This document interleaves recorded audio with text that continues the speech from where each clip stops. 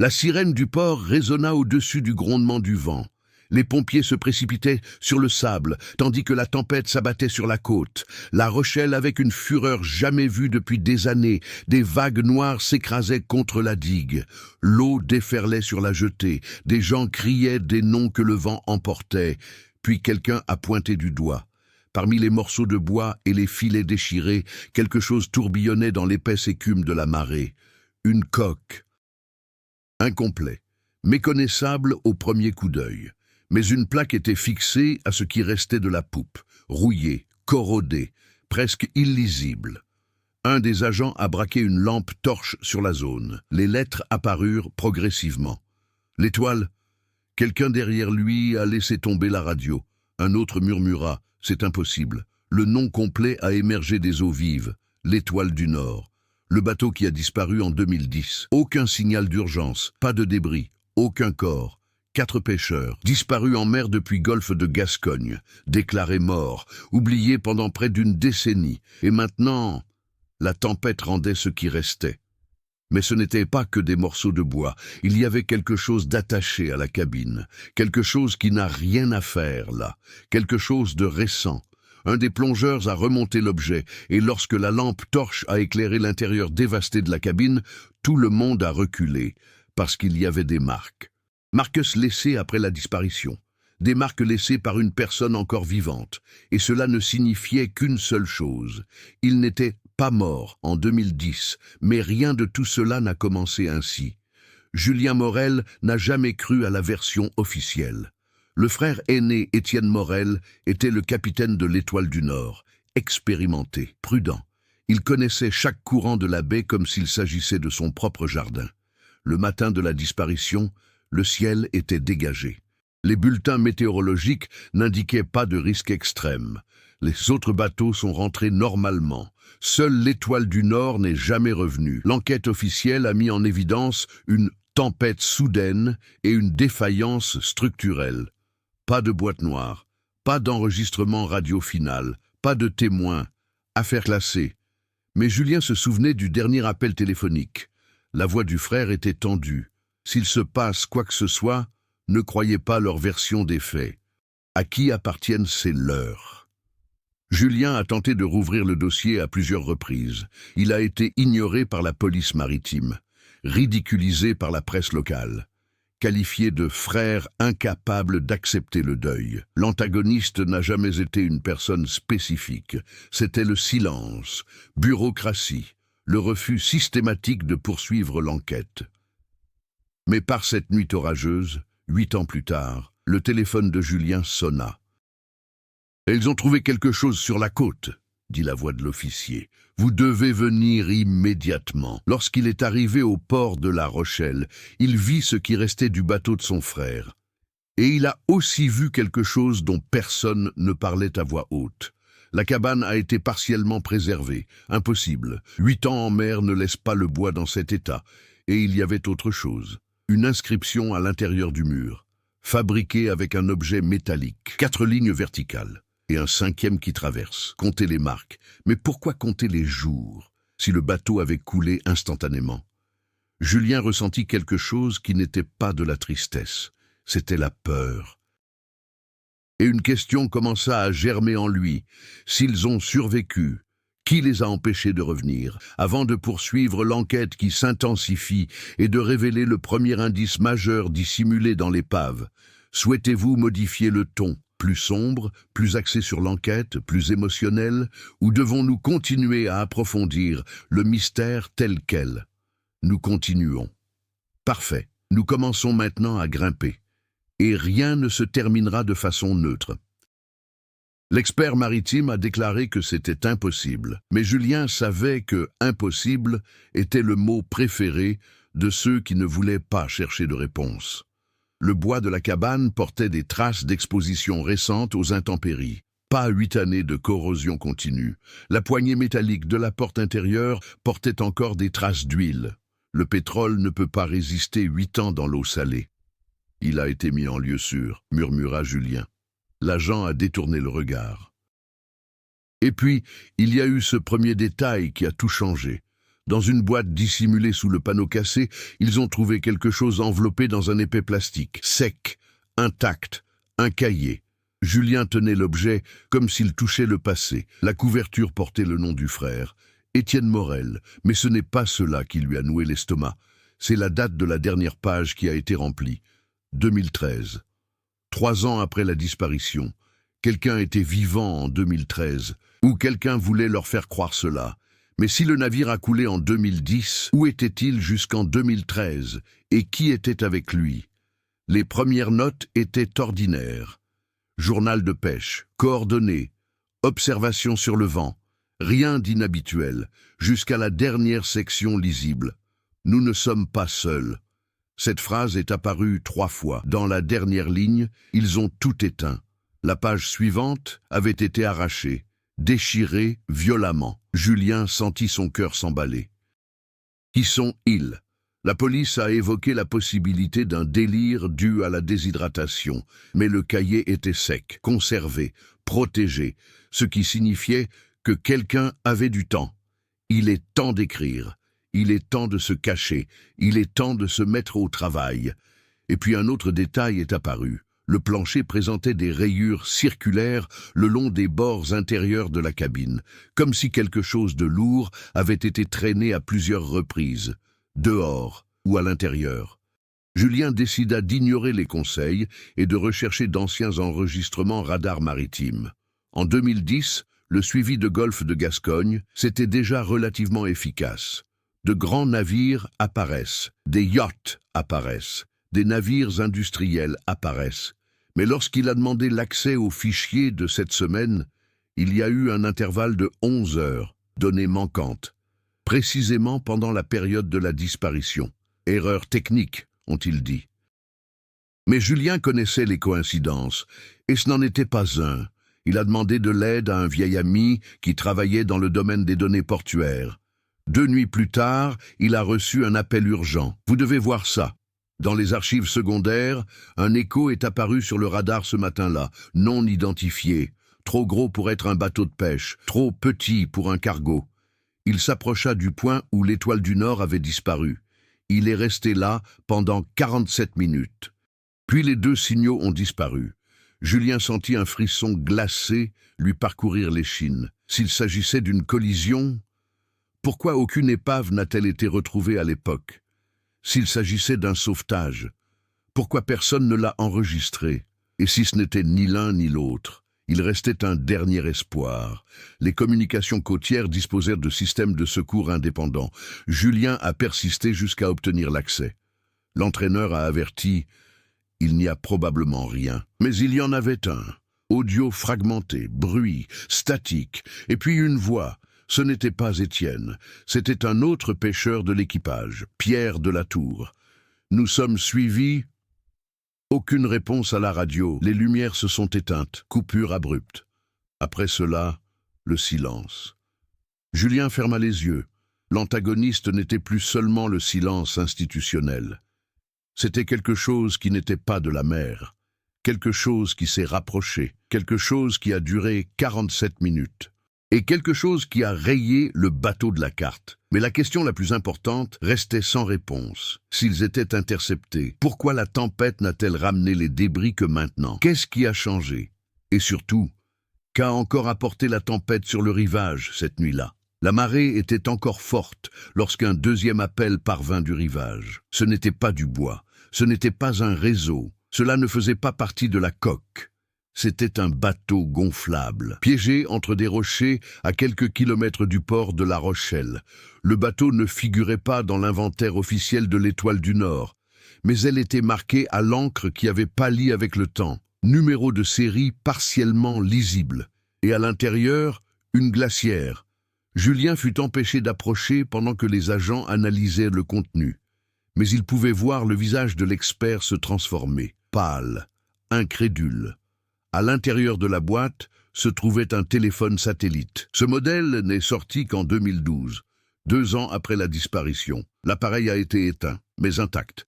Et il y avait une étiquette collée à l'intérieur du couvercle. « Si vous trouvez ceci, ne leur faites pas confiance ». L'écriture n'était pas celle d'Étienne, c'était à Pierre. le pêcheur dont la voix figurait sur l'enregistrement. Julien sentit le sol se dérober sous ses pieds. Il ne s'agissait pas d'un accident maritime, c'était la rétention. Quelqu'un les a maintenus en vie. Une personne ayant accès à du matériel moderne, quelqu'un qui voulait le silence. Mais le plus grand choc restait à venir. Lorsqu'ils ont allumé le téléphone pour extraire les données, ils ont découvert qu'il avait été activé pour la dernière fois. 15 jours avant la tempête, 15 jours. Ce téléphone a été utilisé récemment par quelqu'un, et il ne s'agissait d'aucun des 4 pêcheurs déclarés morts. La police a tenté d'étouffer l'information, mais les fuites sont comme les marées. Impossible à tenir. Le lendemain matin, les journaux locaux ont commencé à publier des titres discrets. Le nom « L'Étoile du Nord » est devenu circulaire. Et puis vint la trahison, l'ami de Julien. L'homme qui l'a aidé à accéder aux données radar. Il a disparu, sans prévenir, sans explication. Son appartement était vide, ordinateur retiré, histoire effacée. Et il n'y avait qu'un seul message sur la messagerie vocale de Julien, à bout de souffle. Et 3 mots chuchotés, ils le savent maintenant. Le risque n'est plus un risque du passé, c'est devenu pertinent. Julien s'est rendu compte que quelqu'un surveillait toute tentative de réouverture de l'affaire, et si quelqu'un était actif il y a 2 semaines, cela signifiait que ce qui s'était passé en 2010 n'était pas encore terminé. Ce soir-là, en rentrant chez lui en voiture, il remarqua quelque chose dans le rétroviseur. Fares. Toujours à la même distance. Toujours dans la même fourchette. Quand il a accéléré, ils ont accéléré. Quand leur taux a diminué, leur taux a diminué. Ce n'était pas de la paranoïa, c'était de la surveillance. Et puis son téléphone a vibré. Numéro inconnu. Il a répondu. Silence. Puis, une phrase claire, ferme et masculine. La mer ne rend que ce qu'elle y trouve. La communication a été coupée. Julien comprit quelque chose de terrifiant. La tempête n'était pas un hasard. C'était une opportunité, et quelqu'un n'était pas content que l'épave se soit échouée sur le rivage. La question n'était plus seulement de savoir ce qui était arrivé aux pêcheurs. Qui a le pouvoir d'effacer les archives, de maintenir des hommes en vie pendant des années, et d'être encore actif 8 ans plus tard? Avant de passer à la phase suivante, de pression continue et fausse sécurité là où Julien croit avoir trouvé la réponse. Mais tout ne fait qu'empirer. Est-ce le niveau de tension que vous recherchez ou souhaitez-vous augmenter encore le niveau de complot et de danger immédiat? Nous continuons parfait. Nous sommes désormais entrés dans la phase la plus dangereuse de l'histoire. Rien ne se répétera, rien ne sera sûr, et ce faux sentiment de contrôle aura un coût élevé. Julien a décidé d'agir avant qu'il n'agisse contre lui. Le téléphone satellite trouvé dans le bateau a été analysé par un technicien indépendant en Bordeaux, quelqu'un de discret, qui devait de vieilles faveurs. Après des heures passées à tenter d'accéder à des données supprimées, le technicien est parvenu à extraire des fragments du GPS interne. Il existait des enregistrements de coordonnées, pas dans le golfe de Gascogne, mais beaucoup plus au sud, à proximité des axes de circulation commerciale internationaux, et il y avait une régularité. Les mêmes coordonnées ont été répétées pendant 3 ans, 2010, 2011, 2012, 2013, toujours au même endroit. Comme si le bateau était resté ou était revenu à plusieurs reprises au même endroit. Julien avait enfin quelque chose de concret, un emplacement, un indice physique, une seule direction. Pour la première fois en 8 ans, il ressentit quelque chose qui ressemblait à de l'espoir. Mais l'espoir est dangereux. Muni des coordonnées, Julien a recherché les archives des navires ayant opéré dans la région durant cette période. Un navire est apparu à plusieurs reprises dans les archives internationales. Un navire privé immatriculé auprès d'une société offshore. Nom, Argos Venture. Classification, recherche océanographique. Le drapeau a été changé 3 fois en 4 ans. Propriétaire, société officiellement basée à Genève. Entreprise sans site web. Aucun document public. Aucun employé identifiable. Mais il y avait quelque chose d'encore plus troublant. Argos Venture a également signalé une interruption de suivi exactement aux mêmes 11 heures que la disparition de l'Étoile du Nord. Julien a transmis l'information à la police maritime. La réponse fut immédiate. N'impliquez pas d'entreprise internationale dans cette affaire. Ce n'était pas un conseil, c'était un avertissement. Ce soir-là, en rentrant chez lui, il remarqua que la porte était entr'ouverte. Rien n'avait été volé, rien n'était déplacé. Sauf pour une chose. Le carnet d'Étienne n'était plus dans le tiroir. Quelqu'un est entré uniquement pour le prendre. Quelqu'un qui savait exactement où chercher. Le faux sentiment de sécurité s'est dissipé. 2 jours plus tard, un pêcheur expérimenté se présenta au port et demanda à parler à Julien. Il a déclaré avoir vu quelque chose cette nuit-là, en 2010. Elle ne l'avait jamais dit à personne auparavant parce qu'elle avait peur. Aux premières heures du matin où il a disparu, il se trouvait à des kilomètres de là lorsqu'il a aperçu des lumières dans la mer. Pas de lumières orageuses, pas d'éclairs, lumières organisées, stationnaires. Et il a entendu quelque chose à la radio. Il ne s'agit pas d'un appel de détresse, mais il s'agissait d'une ingérence délibérée. C'est comme si quelqu'un bloquait toutes les fréquences. Ce n'était pas un accident, a déclaré l'homme. C'était une capture. Julien ressentit le poids de ces mots, capturé. Mais avant qu'il puisse obtenir plus de détails, le téléphone du pêcheur sonna. Il a répondu. Le visage a perdu sa couleur. Il a raccroché. Elle regarda Julien. Je ne peux pas continuer. Il s'est éteint. Il n'est jamais retourné au port. Le lendemain matin, son bateau était à vendre. La peur se répandait. Et cela signifiait que la menace était réelle, actuelle, active. Julien a décidé de confronter l'entreprise liée à Argos Venture. Il a découvert qu'il y avait un représentant légal temporaire à Paris. Il a réussi à programmer une réunion. Cet homme était élégant, calme, trop préparé. Il a nié toute implication. Il a montré des documents. Il a autorisé des inspections superficielles. Et puis il a fait quelque chose d'inattendu. Si votre frère était vivant, pensez-vous qu'il aurait essayé de revenir ?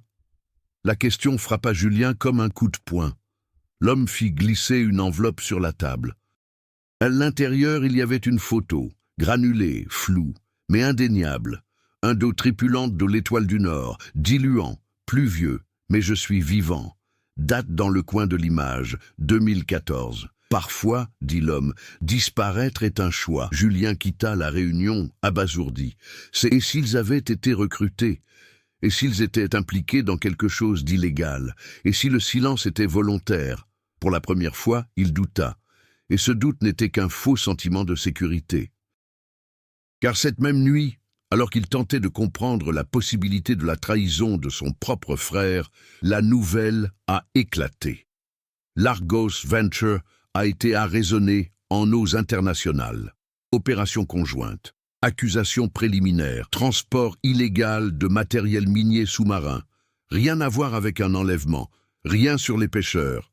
Mais le navire était sous contrôle judiciaire. Julien pensait qu'il aurait enfin des réponses. Il pensait que tout allait s'arranger, jusqu'à ce qu'il reçoive un courriel anonyme. Sujet, 47 minutes. Pièce jointe, une vidéo. Date du fichier, il y a 2 semaines. Dans la vidéo, une caméra tremblante montrait l'intérieur d'un compartiment métallique, sombre, un homme qui respire difficilement, barbe longue, yeux enfoncés. Il regarde droit dans l'objectif et il murmure « Julien, ne fais pas confiance. À la tempête. » L'image se fige. Et Étienne, Vivo, enregistré 2 semaines auparavant. Le monde de Julien s'écroule à nouveau. Car si l'Argos Venture était saisie, qui soutient Étienne actuellement? Et pourquoi mentionner la tempête? Le faux sentiment de sécurité est terminé, et quelque chose de bien plus important commença à se révéler. Tout semblera perdu. La révélation cachée finira par éclater. Julien devra choisir entre révéler la vérité ou sauver son frère. Souhaitez-vous maintenir le rythme effréné à partir de maintenant, ou intensifier encore davantage la menace directe contre Julien avant la grande révélation? Nous continuons. Parfait. Il n'y a plus de retour en arrière possible. Julien a regardé la vidéo des dizaines de fois, image par image, son amplifié, détails supplémentaires. Le fond était métallique, industriel. Ça ne ressemblait pas à un sous-sol de fortune. On aurait dit une partie d'un grand navire. Et il y avait un bruit constant, un bourdonnement grave, intermittent, rythmique. Julien a remis l'enregistrement audio à un ingénieur naval à la retraite qui vivait près de l'ancien chantier naval, Saint-Nazaire. L'homme écouta pendant moins de 30 secondes avant de devenir sérieux. Ce n'est pas un moteur ordinaire, cassé. Il s'agit d'un système de positionnement dynamique, utilisé sur les navires qui doivent rester immobiles en haute mer, en tant que plateforme mobile, ou des navires de forage. L'Argos Venture était classé comme navire de recherche océanographique, mais le positionnement dynamique implique un fonctionnement statique prolongé, comme si quelque chose se tramait en coulisses. Julien est retourné aux coordonnées extraites du téléphone. Il a cartographié les points. Ils étaient tous alignés au-dessus d'une zone connue pour ses anomalies magnétiques, golfe de Gascogne, une région largement inexplorée, profond et hors des sentiers battus. Il commença à remarquer une régularité.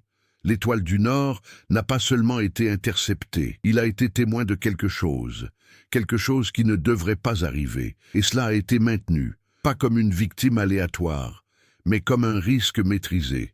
Et puis la révélation cachée a finalement éclaté.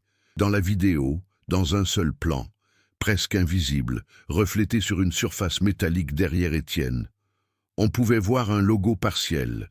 Julien a figé l'image. Il s'est agrandi. Il l'a comparé aux documents publics. Ce n'était pas l'aventure Argos, c'était le symbole d'une filiale européenne spécialisée dans l'exploration minière en eau profonde. Société liée à des contrats expérimentaux approuvés discrètement il y a des années. Projet officiellement annulé pour cause de problèmes environnementaux. Mais annulé ne signifie pas terminé. Cela signifie caché. Julien prit conscience de l'horreur. Les pêcheurs se trouvaient au mauvais endroit, mauvais moment. Ils ont été témoins d'une opération clandestine, et ils ont été maintenus en vie pour éviter une enquête pour meurtre international. Mais pourquoi dévoiler les débris maintenant? Il est revenu à la phrase dans la vidéo « Ne faites pas confiance à la tempête. La tempête. Celui qui a ramené la coque, celui qui a apporté le téléphone, celui qui a tout rouvert. » Julien a consulté les bulletins météorologiques. La tempête était intense, mais prévisible. Des satellites avaient détecté sa formation plusieurs jours auparavant. Si une entreprise disposant d'un accès maritime avancé effectuait une surveillance, je pourrais utiliser la tempête comme un rideau parfait. Déblayer les débris, simuler un ancien accident, rejeter toute enquête comme une tragédie tardive. Mais quelque chose a mal tourné. Le téléphone n'aurait pas dû survivre. La vidéo n'aurait pas dû être envoyée. Quelqu'un à l'intérieur essayait de le révéler. Et cela signifiait que le temps était compté. Ce soir-là, alors que je consultais des documents, il y a eu une panne de courant à la maison. Pas seulement dans la rue, uniquement chez lui. L'obscurité totale. Le téléphone portable a perdu le signal. Des bruits de pas à l'extérieur. Planche. Contrôlé. Julien s'empara de la vieille fusée éclairante de son frère. La seule chose lourde à sa portée. La poignée de porte tourna. Une fois, 2, 3. Et puis ça s'est arrêté. Silence. Des minutes qui semblaient des heures. Lorsque le courant est revenu, il y avait quelque chose sous la porte. Une enveloppe. À l'intérieur, il n'y a qu'une seule coordonnée. Un nouveau. Plus loin, en eaux internationales. Et une phrase dactylographiée. Dernière chance. Julien avait compris. Soit il a suivi ses coordonnées et a retrouvé son frère, ou alors tout disparaîtrait complètement. Mais y aller impliquait de franchir des frontières légales. Cela signifiait aussi disparaître. Cela impliquait d'affronter quelque chose qui avait déjà prouvé sa capacité à effacer des archives, des personnes et des preuves. Il resta immobile, respirant profondément. S'il révélait tout maintenant, son frère mourrait probablement. Si j'étais seul, je ne reviendrais peut-être jamais. C'était le choix. Exposer ou économiser. Et puis le téléphone a sonné à nouveau. Numéro inconnu. Il a répondu. La voix était différente cette fois-ci, pas menaçant, fatigué. Si vous voulez le voir vivant, allez-y maintenant, il déménage. Appel terminé, pas le temps de réfléchir, aucune garantie, sans allié. Julien a pris les clés, et il prit la décision qui allait tout changer. Confrontation directe, rythme rapide, sans longue pause, transformation claire, un rebondissement plausible, ça se prépare. Car la vérité n'est pas seulement illégale, elle est stratégique, et c'était prévu depuis 2010. Nous continuons parfait. L'heure de la confrontation a sonné. Sans interruption, sans protection, Julien n'a pas appelé la police, il n'a pas prévenu les journalistes, il ne l'a dit à personne. S'il y avait eu une fuite, Étienne serait mort avant l'aube. Il a pris la voiture, il s'est rendu en voiture à un petit port secondaire près de Arcachon. Une vieille connaissance louait encore des bateaux sans poser de questions. Paiement anticipé, réservoir plein, GPS portable, haute mer. Les nouvelles coordonnées se situaient à plus de 120 km de la côte. Côtes internationales, hors de la juridiction française directe. La mer était agitée, la tempête était passée, mais elle avait laissé derrière elle de longues et lourdes vagues. Julien a navigué pendant des heures. Silence absolu, juste le moteur, juste le vent. Alors qu'il approchait du point indiqué, le radar portable a détecté quelque chose. Grand, stationnaire, sans identification publique. Aucun signal AIS actif. Mais elle était là. Un grand navire. Éclairage suffisant pour une utilisation en intérieur. Aucun nom visible, aucun drapeau clair. Julien sentit son cœur s'emballer, c'est tout. Il a ralenti. Il s'approcha par le côté le moins éclairé. Et alors, il vit. Une trappe entr'ouverte, mouvement interne, grue immergée fonctionnant lentement, câble descendant jusqu'au fond marin. Extraction, pas scientifique, industriel, clandestin. Il n'avait aucun plan. Un simple coup de tête. Il a amarré sa petite barque à une structure sur le côté. Il est monté. Des pas silencieux, métal froid, couloir étroit, lumière blanche artificielle, et puis il a entendu des voix, transfert final dans 30 minutes. Puis nous avons coulé le vieux compartiment, nous avons coulé. Julien sentit son sang se glacer. Il a dévalé le couloir, il ouvrit une porte, vide, autre, équipement, autre, et puis il l'a trouvé, compartiment métallique, intérieur sombre, respiration lourde, des yeux qui ont mis quelques secondes à reconnaître. Étienne. Diluant. Pluvieux, mais je suis vivant. Ils se fixèrent du regard. Pas un mot. Je comprends. Julien commença à couper les attaches de câbles en plastique qui retenèrent son frère. Les alarmes ont retenti. Feu rouge clignotant. Quelques pas rapides dans le couloir. Intrus. Pas le temps. Julien a tiré Étienne. Ils ont couru. Escalier métallique. Des coups de feu ont retenti. Cours. Contrôlé. Avertissement. Pas d'exécution immédiate. Il voulait le capturer. Ne tuez pas là-bas. Sur le pont, vent fort. Mer agitée. La petite barque de Julien était toujours embourbée, mais des hommes surgirent de derrière. Bras tenus droits, et puis le rebondissement. Des lumières apparurent à l'horizon. Faisceaux multiples. Des sirènes au loin. Bateaux de patrouille. Pas français. International. Julien s'est figé. Il n'a appelé personne. Alors comment... Étienne lui saisit le bras. J'ai appelé. Dans la vidéo. Dans cette vidéo envoyée 2 semaines plus tôt.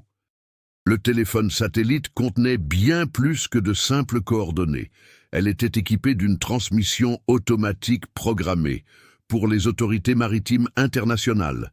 Si quelque chose lui arrivait, l'expédition a été retardée.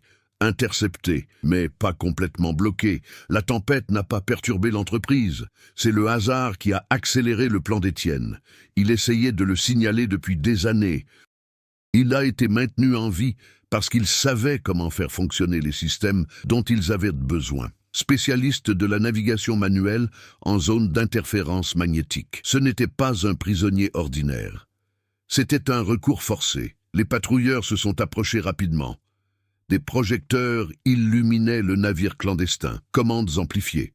Les armes furent lentement abaissées. Certains hommes ont tenté de s'enfuir. Trop tard, un hélicoptère survole la zone. Caméra. Enregistré. Il est impossible de tout effacer maintenant. Julien a aidé Étienne à descendre dans la petite barque, moteurs en marche. Ils se sont éloignés tandis que les forces internationales prenaient le contrôle.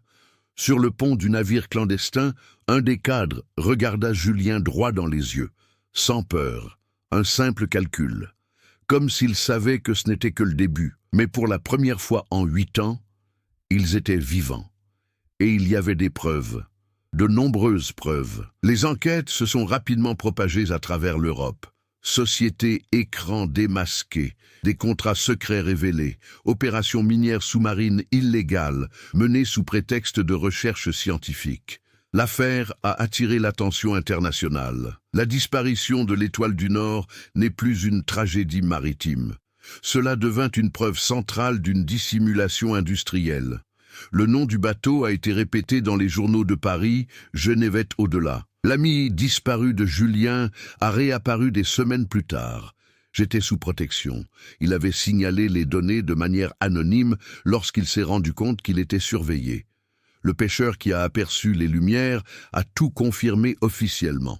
L'entreprise a tenté de faire croire que les hommes étaient protégés afin d'éviter toute exposition à des opérations confidentielles. Mais la détention forcée en eau internationale ne constitue pas une protection. C'est un enlèvement. Étienne a fait une déclaration. Il a déclaré avoir été déplacé d'un bateau à l'autre pendant des années. Je travaille sous surveillance. Des promesses de libération jamais tenues. Le plus choquant, il prévoyait de les relâcher discrètement après avoir terminé l'extraction expérimentale, simuler un sauvetage tardif, maîtriser le récit. Mais la tempête a perturbé les horaires. Et la diffusion partielle de la vidéo a rompu le silence. Julien n'était plus seulement un frère mécontent. C'était l'homme qui a traversé la mer en solitaire, qui a intercepté un navire illégal, ce qui a révélé quelque chose de plus important qu'une simple disparition. Mais le plus surprenant restait à venir. La publication de documents internes a révélé que la zone d'extraction contenait des réserves de minéraux rares d'une valeur de plusieurs milliards. Le scandale a pris une ampleur mondiale. Des discussions sur l'exploration maritime illégale ont éclaté. De nouvelles réglementations ont vu le jour. Et le nom « l'Étoile du Nord » est devenu un symbole de résistance contre le silence des entreprises.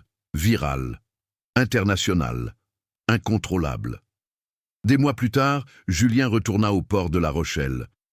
Un nouveau bateau était en préparation, nom peint sur le côté, l'étoile, Sem vous Nord. Pas de passé, une simple étoile. Étienne s'approcha. La mer n'est pas l'ennemi, dit-il.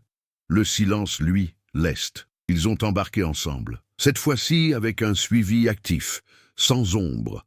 Mais à des kilomètres de là, dans une salle de réunion anonyme en Europe, de nouvelles cartes étaient dévoilées. Nouvelles zones signalées, l'océan recèle encore des secrets, et les centres d'intérêt ne disparaissent pas. Des histoires comme celle-ci nous rappellent quelque chose de gênant. Combien de tragédies acceptons-nous comme des accidents simplement parce qu'une personne influente l'a affirmé?